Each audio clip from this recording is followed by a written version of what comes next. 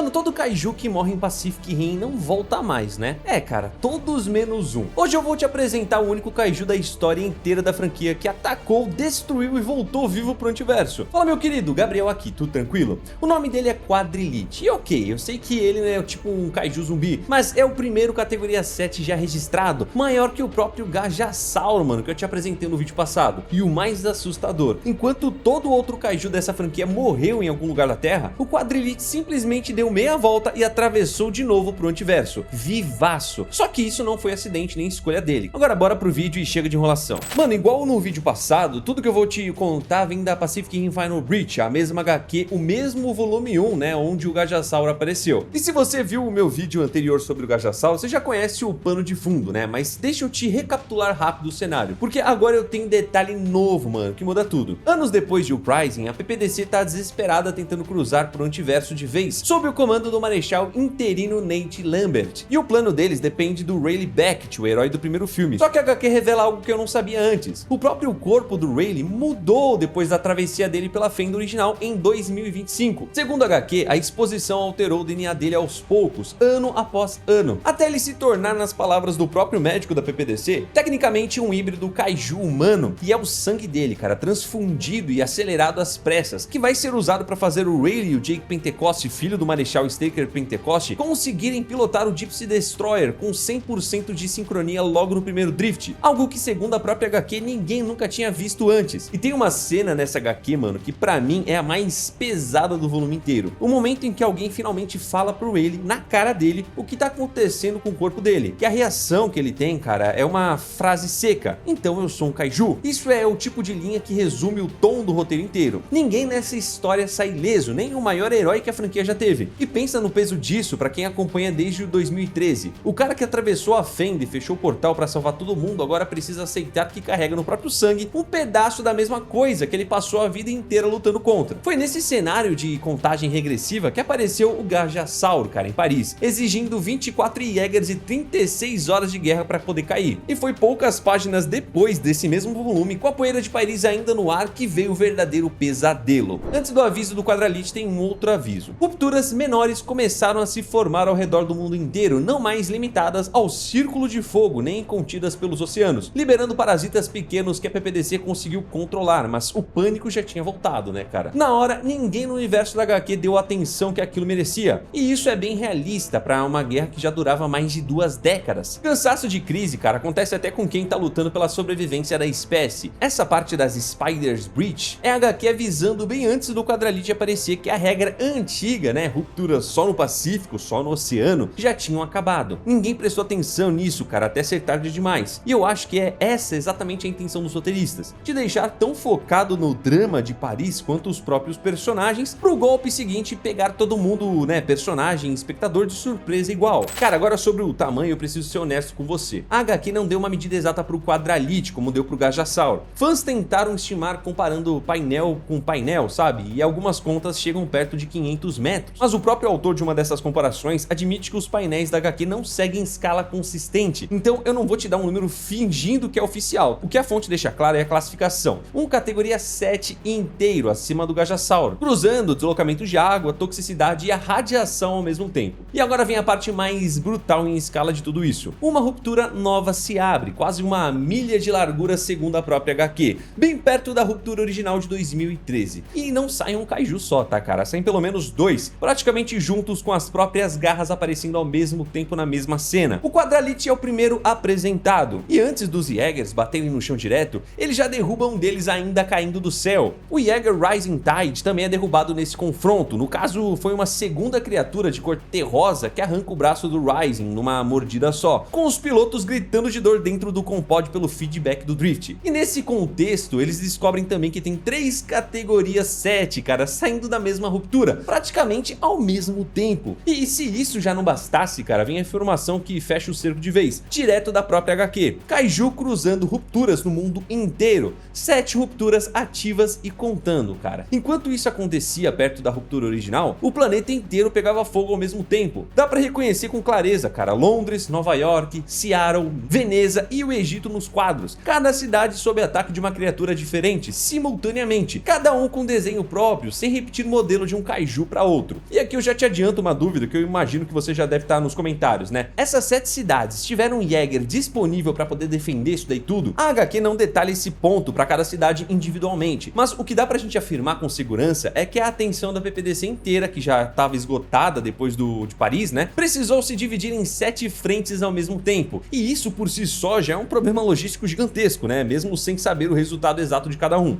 Cara, e não tem como negar que essa foi a história de maior ataque simultâneo já registrado em toda a franquia, e o Quadrelite foi só o primeiro nome dessa onda. Agora não importa mais o quão forte é um Jäger sozinho numa cidade, o problema agora é ter Jäger suficiente para 7 cidades ao mesmo tempo em continentes diferentes. Eu sei que deve ter gente que amou conhecer o Gajassauro e já tava doida pra saber do Quadrelite, mas teve também quem já não aguentava mais novos kaijus, basicamente falando que era muita sacanagem o Antiverso ficar criando sempre novos kaijus e mais fortes do que os anteriores, e os humanos não avançarem nada com os Jägers. E cara, depois de ler a HQ original, essa crítica ficou ainda mais interessante de responder, porque agora eu sei que a humanidade não ficou só reagindo dessa vez, cara, ela acabou virando o jogo literalmente. A resposta da PPDC pro Quadrelite não foi só músculo de Jäger, foi estratégia e infiltração usando a própria tecnologia dos precursores contra eles. Aqui foi o ponto em que a humanidade parou de tentar vencer só na base do soco e começou a jogar o mesmo jogo sujo que os precursores sempre jogaram. E pro pessoal que comentou só gostando da escalada de poder, sem crítica nenhuma, eu também entendo o lado de vocês, tá cara? Ver a régua de perigo quebrar de novo tão rápido, com o Gajassauro e o Quadrelite aparecendo praticamente um atrás do outro no mesmo volume, é exatamente o tipo de tensão que uma HQ de fechamento de franquia precisa ter. E se tivesse vindo mais um categoria 1 ou 2 pra poder fechar a saga inteira, eu ia ficar decepcionado igual muita gente ficaria. E aqui tá o ponto mais importante do vídeo inteiro, cara. O que separa esse kaiju de todos os outros que eu já apresentei pra você até hoje? Se eu fosse arriscar um palpite antes de ler a HQ, cara, eu diria que essa ação do Quadrelite foi retirada estratégica ou missão de reconhecimento, sabe? Mas a resposta real é mais inteligente ainda, e vem dos dois lados ao mesmo tempo. Do lado humano, enquanto o Gajassauro ainda era notícia fresca, a PPDC junta Rayleigh Beckett e o Jake Pentecost para poder pilotar o Gypsy Destroyer e atravessar a ruptura original, a mesma que o Striker Eureka fechou em 2025. E aqui vai um momento que me pegou de surpresa além do HQ. Os destroços do próprio Striker Eureka e o Jäger que o Marechal Staker Pentecost destruiu junto com ele mesmo dentro para poder fechar aquela ruptura, ainda estão lá, intactos, quando o Jake e o Rayleigh chegam. O Jake literalmente vê o túmulo do próprio pai antes de continuar a missão, no exato instante em que ele mesmo tá prestes a repetir o mesmo tipo de sacrifício que matou o Staker. Colocar esse reencontro logo na entrada do Antiverso é uma das escolhas de roteiro mais fortes de todos os volumes. É um filho terminando o que o pai começou, literalmente no mesmo lugar onde ele morreu. Só que essa travessia não foi só uma missão de ataque, cara, foi isca. A própria HQ mostra a equipe de comando comemorando assim que os kaijus do mundo inteiro começam a recuar. Os kaijus estão convergindo para a ruptura, eles morderam a isca. A lógica dita literalmente na HQ foi: se a humanidade conseguisse furar a defesa dos precursores, era esperado que eles chamassem de volta os kaijus espalhados pelo mundo para poder defender a própria casa. E funcionou, tá cara? Se você reparar bem no timing disso, a mesma equipe que tinha acabado de perder 21 Jägers pro Gajassauro decidiu poucas páginas depois apostar literalmente a última arma que tinham como isca. E quando o Quadrelite volta pra Fenda, a HQ mostra literalmente drones sendo inseridos no corpo dele, a mesma tecnologia de híbridos Jäger Kaiju que o Newton Geisler usou contra a humanidade em Uprising, agora virada a favor da PPDC. E é o próprio Quadrelite infectado com esses drones quem carrega a operação de volta pra dentro da ruptura, virando praticamente um veículo mecânico contra a própria vontade. Se é que um kaiju selvagem tem vontade nesse sentido, né, cara? É como um cavalo de Troia. Ou seja, cara, o Quadrelite não voltou vivo por escolha própria, nem por ordem direta dos precursores para poder recuar. Ele foi hackeado e usado como cavalo de Troia pela própria humanidade para poder reabrir caminho pro Antiverso. E voltando pra crítica que eu li lá em cima, na caixa de comentário, né? Pra mim, esse é o contra-argumento mais forte que a própria HQ podia dar. A humanidade não ganhou porque criou um monstro maior. Eles ganharam porque conseguiram virar a própria criação dos precursores contra eles. E é aqui que o volume 1 te deixa pendurado, mano. Depois de tudo isso daqui, a travessia, o reencontro com o túmulo do Staker, a isca que deu certo, a equipe de comando consegue receber a confirmação que fecha o capítulo, mano. Eles estão dentro e vivos. A HQ encerra exatamente no momento em que a humanidade, pela primeira vez em toda a guerra, tá do outro lado da porta, usando o próprio Quadrelite como veículo para poder chegar lá. Então essa é a verdade sobre o kaiju que voltou vivo pro Antiverso. Ele não escolheu voltar, cara, e os precursores também não pediram. A humanidade que decidiu usar ele. E lembra que eu te falei da Final Reach Unleashed, que é o fechamento de uma trilogia inteira, reunindo os heróis dos 2 filmes numa história só? Pois é, cara, esse final do volume 1 é o tipo de gancho que só funciona porque o resto da franquia já construiu esse peso todo. Sem o histórico do Staker, sem a jornada do Rayleigh, sem o passado do Jake como um fora da lei, contrabandeando peça de Jäger no mercado negro para poder sobreviver, essa cena seria só mais um Jäger atravessando o portal. Com esse histórico todo, vira um momento em que a franquia inteira vinha construindo há mais de uma década. E se um Categoria 7 virou ferramenta de infiltração humana num só volume, imagino que ainda vem no volume 2 e 3, cara, com Rayleigh e o Jake, o Gypsy Destroyer, já dentro do próprio território inimigo, cercados por precursores que ainda nem sabem que foram enganados. Pelo menos até a próxima página que a gente ainda não teve acesso, né, cara? Então já deixa o like e segue o canal. Fique com Deus, um abraço a nós.